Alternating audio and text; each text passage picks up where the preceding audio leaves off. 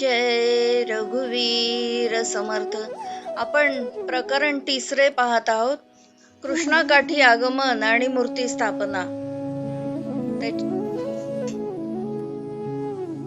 प्रकरण 3 पहिल्या भागात आपण पाहिलं की समर्थ कृष्णाकाठी आगमन झाल्यावर त्यांनी प्रत्येक ठिकाणी मठ आणि मारुतींची स्थापना केली. कृष्णावेळणा तो संगम त्यांना तो प्रदेश अतिशय आवडला आणि तिथे त्यांनी अनेक मठांची अनेक देवतांची स्थापना केली. आता आपण त्याचा पुढचा भाग पाहू. कृष्णा, वेण्णा, सरस्वती, गायत्री, सावित्री या सुंदर पंचगंगांचा उगम येथे आहे. मनोहर गाय मुखातून अखंड पाणी वाहत आहे आणि त्याच्या खालच्या बाजूला त्या पाण्याच्या आधारे सुंदर बागा व परोपरीचे नाना तरू वाढविले आहेत. नारळी, पोफळी, केळी, बकुळी, तुती, केतकी, मालती, अननस, फणस, पेरू, थिरणी, कवठे, नारिंगे, बुरे, करवंदे, तोरणे, खरबुजे, टरबुजे, वाळके, काकड्या, खजुरी, द्राक्षे, अंजिरे, बदाम, अक्रोड इत्यादी नाना फुलझाडे आणि फळझाडे या बागातून लावलेली आहेत. आजूबाजूच्या शेतातून हुरडा, उंब्या, वाटाणे, चणे, रताळे, गाजरे, वांगी, कांदा, मुळा, शेंगा, मूग, काळे, पांढरे ऊस असे पीकही होत असे. समर्थांच्या वेळी महाबळेश्वरचे हे वैभव असे. आज ते सर्व गेले आहे. समर्थांना हे सृष्टी सौंदर्याने नटलेले महाबळेश्वरचे हे वैभव आज हे सर्व गेले. समर्थांना सृष्टी वैभवाने नटलेले आणि ग्रामस्थांची वस्ती असलेले स्थान आवडले. कृष्णेच्या उगमावर जरा उंच जागी घनदाट झाडीत ते राहत आणि भिक्षेकरता वस्तीमध्ये येत. कृष्णेच्या उगमाजवळील वस्ती मुख्यतः ब्राह्मणांची आहे. दरवर्षी ते कृष्णाचा उत्सव अजून थाटामाटाने करतात. शंकराच्या देवालयात होणाऱ्या पूजा अर्चा, अभिषेकादी कार्याकरताही त्यांची आवश्यकता असे. या मंडळीत भिक्षामिषे हिंडताना आपल्याला पाहिजे तशा व्यक्तीच्या शोधार्थ समर्थ होते. त्या शोधात तेथील देशपांडे घराण्यातील 2 तरुण त्यांनी हेरले, आपलेसे केले आणि त्यांना शिष्य करून संप्रदायात घेतले. समर्थांना शेवटपर्यंत ज्यांनी साथ दिली ते दिवाकर भट गोसावी व त्यांचे बंधू अनंत भट हे 2 शिष्य होत. समर्थांना शिवरायांची भेट घेऊन त्यांच्याशी अखंड संपर्क ठेवण्याची इच्छा होती. हे काम करण्याला योग्य अशा दिवाकर भट्टांची त्यांनी निवड केली. दिवाकर गोसावी म्हणजे दुराखी मोहरा. या महाबळेश्वरकराची बुद्धीही महाबळ आहे.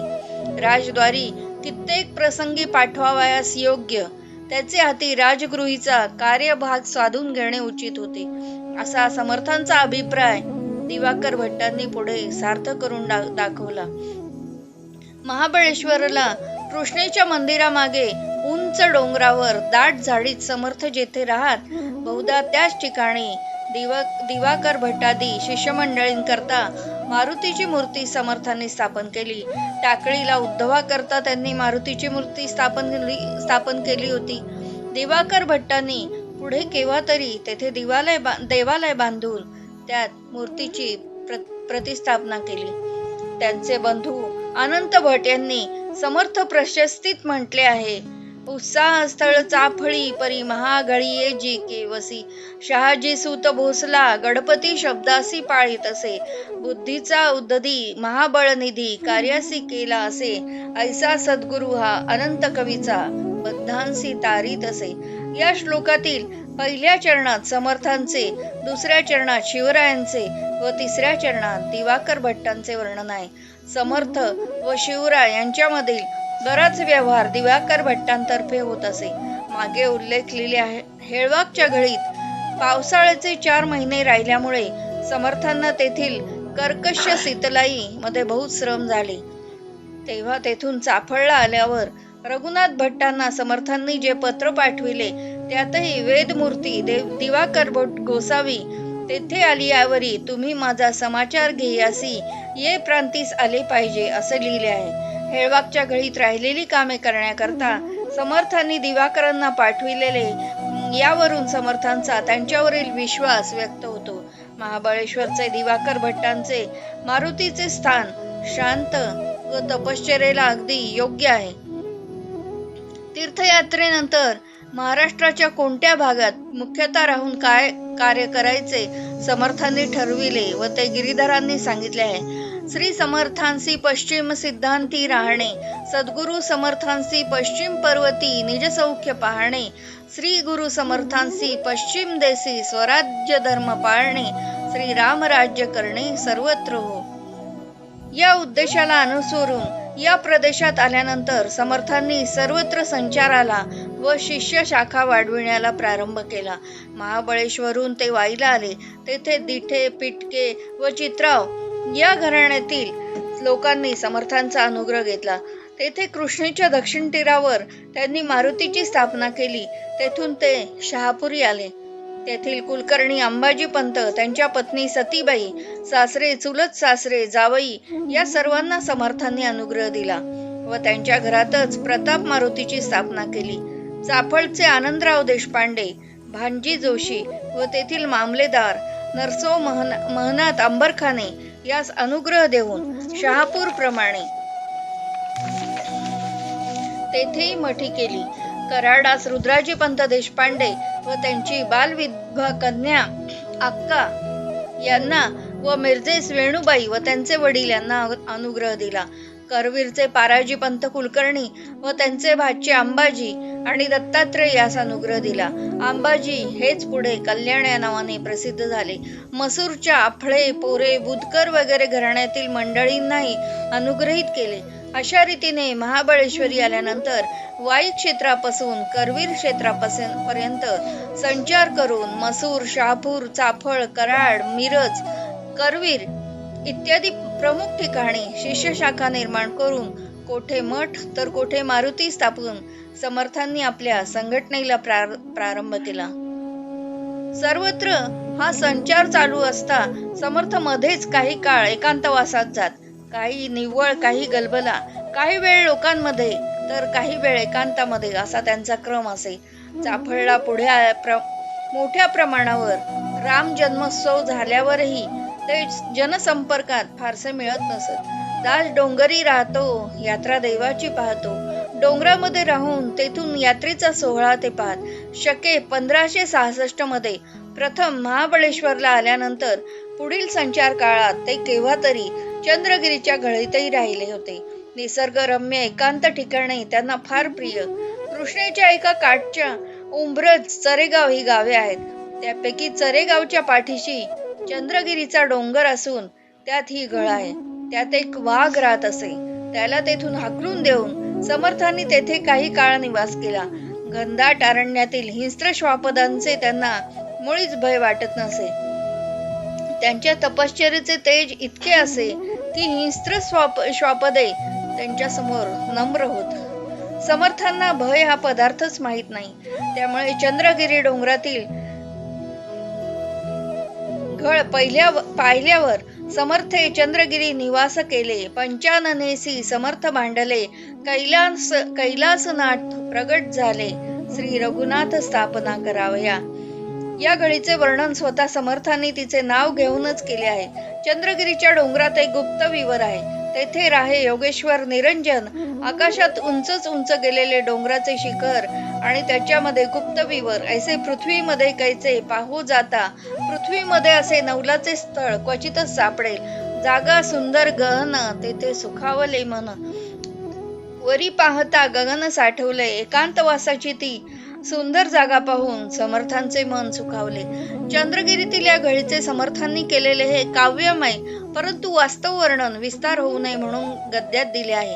त्यावरून समर्थांची सौंदर्य दृष्टी, कैलासात संचार करणारी प्रतिमा, विजनवासाची व चिंतनशीलतेची आवड आणि निर्भयता लक्षात येते. चंद्रगिरीमध्ये गवी, तेथे वास करे कवी असे स्वतःच त्यांनी म्हटले आहे आणि स्वतःचे निरंजन योगेश्वर असे वर्णन करून रे नवल त्या योगेश्वराचे सांगितले आहे. चंद्रगिरीच्या गवीमध्ये मधून मधून राहून त्यांनी आसपासच्या प्रदेशात कुठे कुठे संचार केला ते त्यांच्या एका काव्यावरून दिसते. काशी विश्वेश्वर, सेतुबंध, रामेश्वर, पण कोल्हापूर पाहिले नाही तर काय उपयोग. तेथे महालक्ष्मी आहे, पंचगंगेचे सुंदर नीर आहे, भरपूर पाण्याचे तळे आहे, तळ्यात कमळे आहेत. मार्कंडेश्वराचा डोंगर भक्तांना हिमालयातील केदारेश्वरासारखा वाटतो. जागा लक्ष्मीचा सिराळे, तेथे निगती नागकुळे, श्रावण मासी मुले बाळे खेळविती. 32 शिराळ्यास नागपंचमीला हा नाग खेळविण्याचा प्रकार अद्यापी चालू आहे.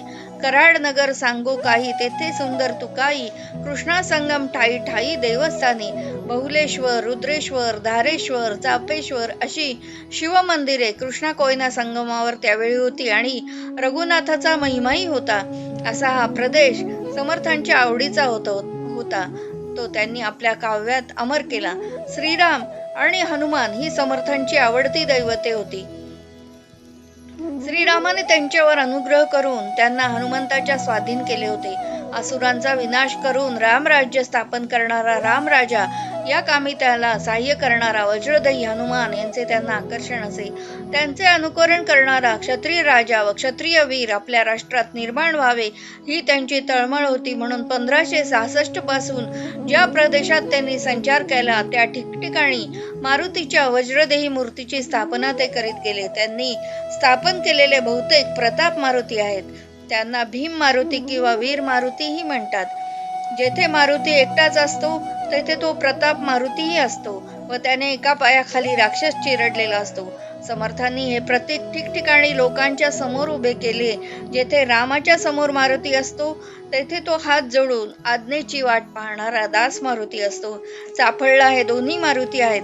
समर्थांनी स्थापन केलेल्या अनेक मारुतींमधील पुढील 11 मारुती प्रसिद्ध आहे. शहापूर, मसूर, चाफळ, शिंगणवाडी, उंब्रज, माझगाव, बाहे, मनपाडळे व शिराळे. यापूर्वी टाकळीला उद्धवाकरता व महाबळेश्वरला दिवाकर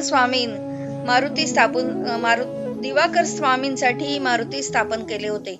महाबळेश्वरचा मारुती प्रताप मारुतीचा आहे. काशीला हनुमान घाटातील मारुतीही समर्थांनी स्थापन केलेला आहे असे म्हणतात.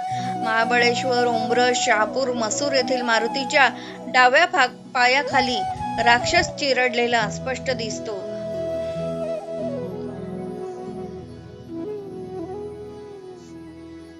हा मारुती हृदयस्थ रामाची भेट करून देतो.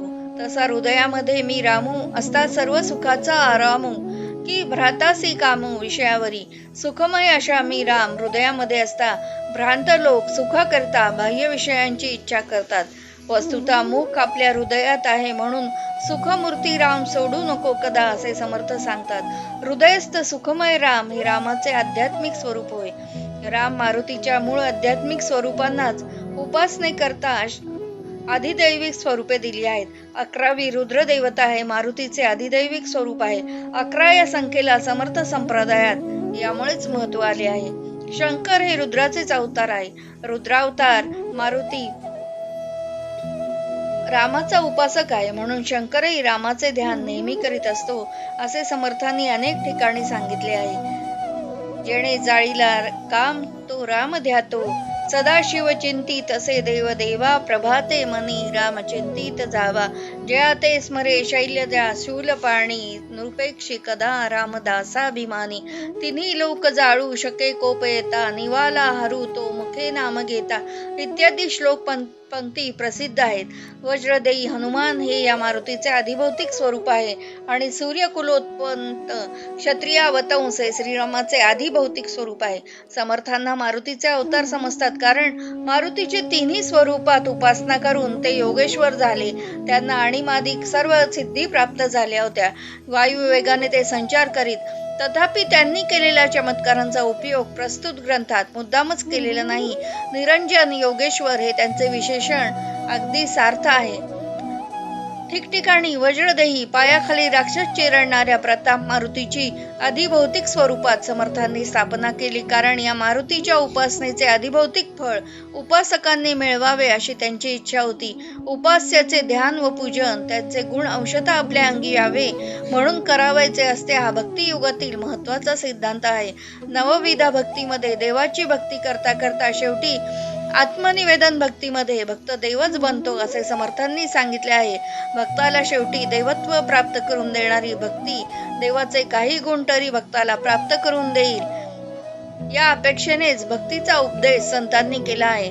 श्रीरामाची व मारुतीची भक्ती समर्थांनी याच करता उपदेशली. पण आपले लोक बलसंपन्न व्हावे व मारुतीप्रमाणे हे बल त्यांनी देवधर्माच्या शत्रूविरुद्ध उपयोगात आणून रामराज्याच्या स्थापनेला साह्यभूत व्हावे असा समर्थांचा हेतू होता.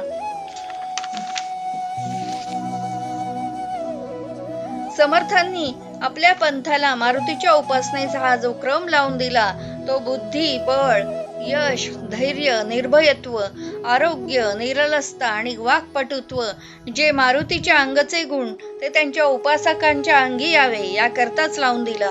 हे अगदी उघड आहे. समर्थांना महाराष्ट्रात धर्मस्थापना करायची होती.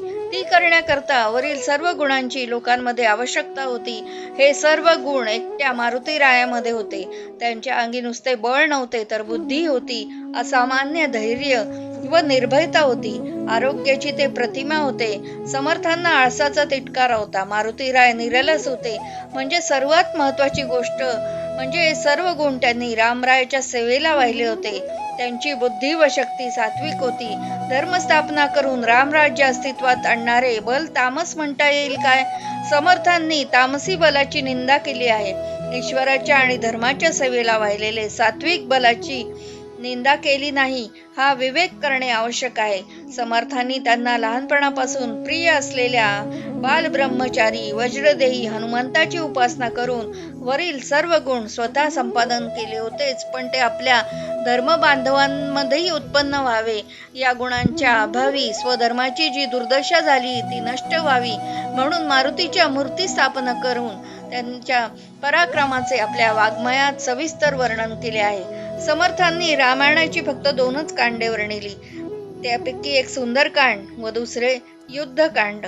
सुंदरकांड हे प्रामुख्याने मारुतीच्या पराक्रमाला वाहिले आहे. लंकेमध्ये त्याच्या लांगुलाने म्हणजे शेपटाने काय कहर केला याचे सुंदर वर्णन या कांडात आहे. मारुतीने सीतेचा शोध लावला व लंका दहन केले म्हणून याला सुंदरकांड म्हटले असावे. सीतेच्या शोधाकरता समुद्रावरून उड्डाण करून मारुती लंकेमध्ये गेला. तेथे लंका नगरीत त्याला पाहून देवही थरथर कापत असे मोठ्या बळाचे सैन्य त्याने पाहिले. लहान रूप घेऊन त्या नगरीत हिंडत असता गुहे, गोपुरे, धर्मशाळा पाहिल्या आणि एकाएकी तेथील बंदीशाळा त्याला दिसल्या. त्या बंदीखान्यात त्याला काय दिसले? हिणासारिखे देवते दीन झाले, नसे शक्ती ना युक्ती पोटी गळाले, भयभीत ते कापती दैन्यवाणे, बहु गांजिले दुःख ते कोण जाणे. देव म्हणजे सज्जन व सात्विक लोक. ते रावणाच्या बंदीखान्यात हिन दिनासारखे पिचत पडलेले मारुतीने पाहिले. त्यांची मोठी गांजवणूक चालली होती आणि भयाने ते कापत होते. त्यांची ही स्थिती का झाली? त्यांच्याजवळ शक्तीही नव्हती व युक्तीही नव्हती म्हणून ते हताश झाले होते. अध्यात्मसार प्रकरणात समर्थांनी असो हे बोलणे झाले. युक्तीविण कामा नये, युक्तीला पाहिजे शक्ती, तस्मात शक्ती प्रमाणे असा सिद्धांत सांगितला होता. देवांचे दैन्य पाहून मारुतीला कोप आला. मना माझी आवेश तो थरथरीला आणि प्रसंगी मारुती गुप्त झाला. मारुती तेथे एकटाच होता म्हणून आरंभी प्रगट नव्हता. गुप्तपणेच रावणाचा प्रतिकार करण्याचे ठरवून लंका नगरीचे जीवन विस्कळीत करण्याचा निर्धार त्याने केला. समर्थांच्या राजकारणात गुप्तपणाला फार महत्व आहे. मारुतीजवळ नुसती शक्ती नव्हती तर युक्ती होती. बुद्धी, शक्ती, धैर्य, निर्भयता इत्यादी गुण त्याच्या जवळ असल्यामुळे समर्थांना तो प्रिय होता. युक्ती आणि शक्ती यांच्या संयोगाने केवढा पराक्रम करता येतो याचे मारुती हे उदाहरण आहे.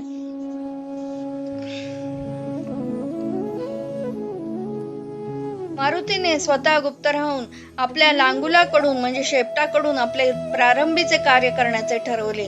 त्याचे बळ त्याच्या शेपटात होते.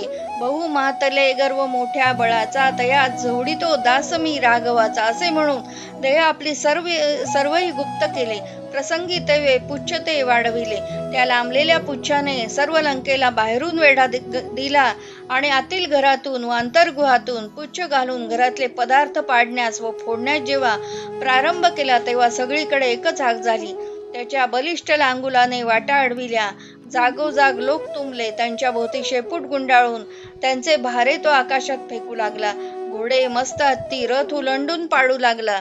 राक्षसांच्या पायात पुच्छ घालून ओढून ओढून पछाडू लागला. दैत्य बदबदा पडू लागले. दैत्याला पुच्छाचा मारा देऊ लागला.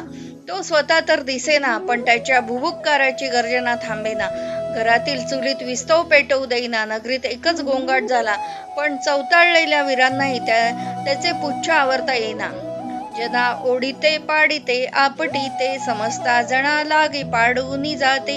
पशु राक्षसे सर्वई एक झाली, किती एक ते चिरड चिरडोची मेली. किती एक राक्षस ते हाकली ती, किती एक राक्षस ते बोंबली ती. किती एक ते थोर झाली रुदंती, किती एक राक्षस चरफडती.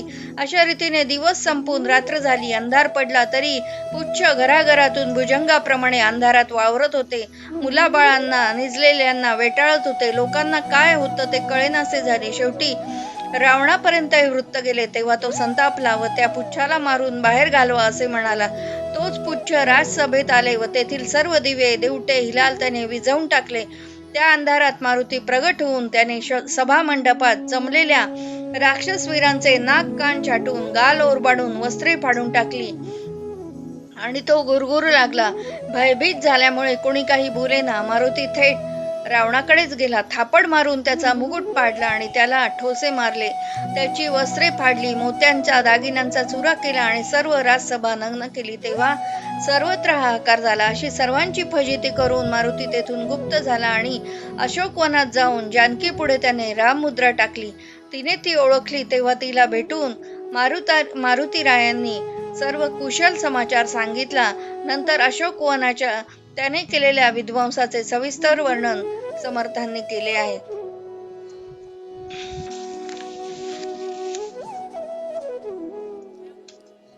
समर्थांनी सुंदरकांडात मारुतीच्या लांगुलाचा पराक्रम याच हेतूने वर्णिला आहे. वर्तमानकाली अशीच घटना घडावी अशी त्यांची आकांक्षा होती. लांगुल हे प्रतीक आहे. वानराचे सामर्थ्य त्यांच्या लांगुलात म्हणजे लांब शेपटीत असते. सेनापतीचे सामर्थ्य त्याच्या सैन्यात असते आणि पुढाऱ्यांचे सामर्थ्य त्यांच्या अनुयायात असते. मारुतीच्या लांगुलाने जशा रावणाच्या दाढीमिशा जाळल्या, त्याचप्रमाणे आजही मराठा क्षत्रियांनी आजचा रावण जो औरंगजेब त्याचा पराभव करावा ही समर्थांची तळमळ होती. म्हणून रामायणाची कथा सांगताना हे रूपक कशावर आहे हे ज्यांना समजत नाही किंवा न समजण्याचे जे सोंग आणतात त्यांच्याकरता समर्थांनी स्पष्ट केले आहे. पूर्वी जे मारिले होते तेची आता बळावले. रामाने पूर्वी मारलेला दैत्यच आज पुन्हा बलिष्ठ झाले आहे असे सांगून दैत्यांचे रूपक आपण कोणावर करत आहोत ते त्यांनी स्पष्ट केले आहे. आणि लांगुलाच्या प्रतीकाचा उपयोग वर्तमान काळी कोणती घटना घडाव्या याविषयी हृदयापाशी जे स्वप्न त्यांनी बाळगले होते त्या आनंद भुवनाच्या स्वप्नात त्यांनी प्रत्यक्षच करून शंकेला यत्किंचितही जागा ठेवली नाही. रामायणाची कथा आपण वर्तमान काळात कशा घटना घडाव्या, भीम पराक्रम करणारे क्षत्रिय वीर महाराष्ट्रात निर्माण व्हावे म्हणून सांगत आहोत. हे त्यांनी दैत्याचे रूपक करून आणि लांगुलाचा प्रतिकात्मक उपयोग करून वाचकांच्या मनावर बिंबवले आहे.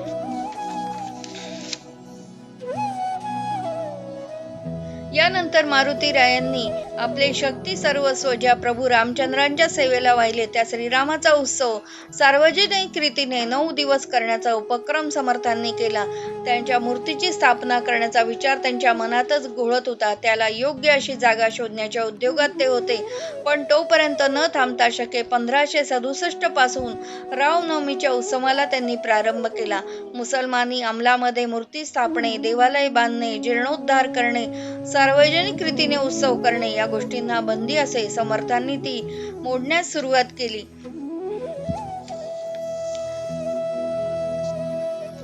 तथापि या उपक्रमाला प्रचलित सत्तेकडून जेथे कमीत कमी विरोध होईल असेच ठिकाण त्यांनी उत्सवाकरता निवडले.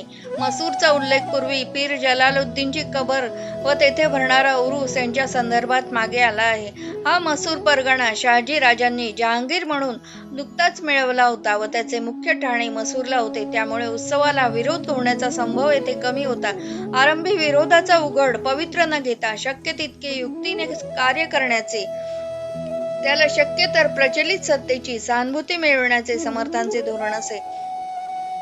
आदिलशाही दरबारात मराठी सरदार व मुत्सद्दी यांचे प्राबल्य झाल्यामुळे हे धोरण यशस्वी होण्याचा संभव त्यांना दिसला. म्हणून शके 1567 मध्ये मसूरला मारुतीची स्थापना करून रामनवमीचा उत्सव 9 दिवस त्यांनी थाटाने केला.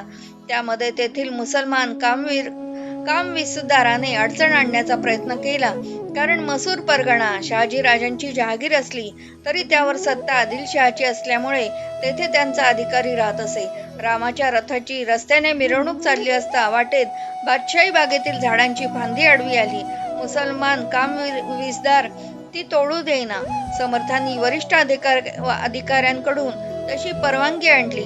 झाडाची फांदी तोडीत असता अंबाजी विहिरीत पडले, पण सुरक्षित वर आले. तेव्हापासून त्यांना कल्याण म्हणू लागले. समर्थांच्या दासबोधाची प्रत त्यांनीच केली आहे. या उत्सवात निघालेल्या श्रीरामाच्या मिरवणुकीला तेथील मुसलमान अधिकाऱ्यांनी केलेला प्रतिबंध समर्थांनी वरिष्ठ अधिकाऱ्यांकडून परवानगी आणून दूर केला. पण स्थानिक अधिकारी व मुसलमान यांना समर्थांनी तेथे केलेली मारुतीची व मठाची स्थापना व रामनवमीचा उत्सव हे शल्याप्रमाणे बोचू लागले. वरिष्ठ पातळीवरील विरोध विजापूर दरबारातील हिंदू सरदारांच्या व मुत्सद्द्यांच्या प्राबल्यामुळे कमी झाला तरी स्थानिक पातळीवरील कायम होता. त्यातून मसूरला मुसलमानांचे प्राबल्य अनेक पिढ्यांचे होते. त्यामुळे समर्थांनी तेच ठिकाण मुद्दाम निवडून तेथे मठ स्थापनेचा व श्रीरामाच्या आणि मारुतीच्या उत्सवाचा जो उपक्रम सुरू केला त्याला स्थानिक मुसलमानांचा विरोध सुरू झाला. समर्थांनी मसूरच्या मठात मुसळराम नावाच्या शिष्याची तेथील विशिष्ट परिस्थिती लक्षात घेऊन योजना केली होती. या सामर्थ्य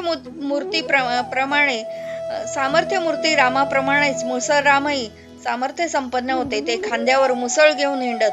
त्यामुळे एकटा दुकटा गुंड त्यांच्या वाटेला जाण्यास भीत असे. मसूरला एक पठाण सरदार असे. त्याने काही गुंड हाताशी धरून समर्थांच्या मठात शिरून मारुतीची मूर्ती फोडण्याची व मुसळरामांना गोळी घालण्याची जेव्हा पाळी आणली तेव्हाचे वृत्त दास विश्राम धामाच्या 41व्या कांडात दिले आहे. समर्थ 32 शिराळे येथे असता मसूरला घडलेले वृत्त पुढील प्रमाणे आहे. सरदार त्या गावी असे पठाण, काजी आखोर तो शूर दारुण, द्वेषी द्विजाचा द्रव्य खचवून फकीर मेळा केला असे. मुसळ राम बाबा भिक्षामी से, गावात इंटा करीत नाम घोषे, देखोनी अविंदू त्रासला पुसे, कोणा हा म्हणून जनासी, दचकोनी वदती हा विप्र फकीर, राजगुरूचा शिष्य चतुर, मठात राहतोय ऐकोनी उत्तर, आणणारे म्हणे धरुनी, गुरगुरू लागले फकीर सर्वी, बिगाड इच्छिती जीवी, त्यातील चेटकी दुराग्रही, शोभले सरदार गुलामी, संगिका कानी बोले पठाण, गुप्तरूप मठा जाओ मिळेना, हंगामा करा देवा फोडून, गोळी चालवा त्यावरी, दत्तराज पडला संकटात, जाणून इकडे ज्ञान समर्थ, मसुरासी येणे म्हणून संकटात, अंतर्धान पावले, प्रगटले इकडे पठणाजवळी, ताडिले रागे सहज मुख कमळी, घाबरवनी लपाया पळाले सकळी, पडले कितीक मूर्छित, देखोनी बाबा तो झाला तन्मय, अविंद म्हणे जी त्राहे त्राहे, माफ करो जी म्हणून पाय धरिला. वरील ओव्या पुरेशा बोलक्या आहेत. मसूरचा हा पठाण सरदार शूर पण भांडखोर व द्विजांचा द्वेष करणारा असे. त्याने बरेच फकीर जमा केले. मुसळराम गावामध्ये मनाचे श्लोक व जय जय रघुवीर समर्थ असा नामघोष करीत भिक्षेच्या मिशाने हिंडत असता फकीरांनी तो कोण त्याची माहिती पठाण सरदाराला दिली. तेव्हा त्याला पकडून आणण्यास फकीरांना सांगितले. तेव्हा ते चेटकी व सरदाराचे गुलाम असणारे फकीर गुरगुरू लागले. हे सुफी साधू फकीर खरोखर साधू नसून गुंड कसे असत ते यावरून लक्षात येईल. त्यांच्या कानात सरदार पठाणाने सांगितले की गुप्तपणे मठावर छापा घालून मारुतीची मूर्ती फोडा व मुसळरामाला गोळी घाला. उघडपणे मठावर चालून मुसळरामाशी 2 हात करणे त्यांना शक्यच नव्हते. गुप्तपणे जाण्याची व दुरून गोळी घालण्याची योजना होती. समर्थांच्या कानी वृत्त गेल्यावर ते मसूरला आले व सरळ या शूर पठाण सरदाराकडे जाऊन त्यांनी त्यांच्या एक थोबाडात ठेवून दिली. समर्थांचा निर्भयपणा व सामर्थ्य यावरून लक्षात येईल. युक्तीप्रमाणे प्रसंगी शक्तीचाही ते उपयोग करीत. समर्थांचा तो रुद्रावतार पाहून बाकीचे गुंड पळून लपून बसले आणि पठाण सरदार समर्थांच्या हातचा तडाखा खाऊन त्यांचे सामर्थ्य लक्षात आल्यामुळे त्यांना शरण आला आणि माफी मागून त्याने त्यांचे पाय धरले. वज्रदेही हनुमंताची उपासना याच करता समर्थांनी केली होती व इतरांनाही करावयास लावली होती.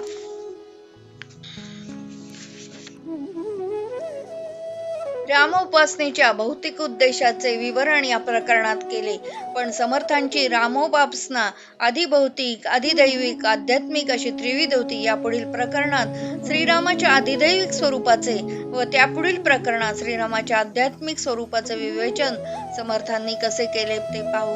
पुढील प्रकरण आपण उद्या घेत आहोत. जय जय रघुवीर समर्थ.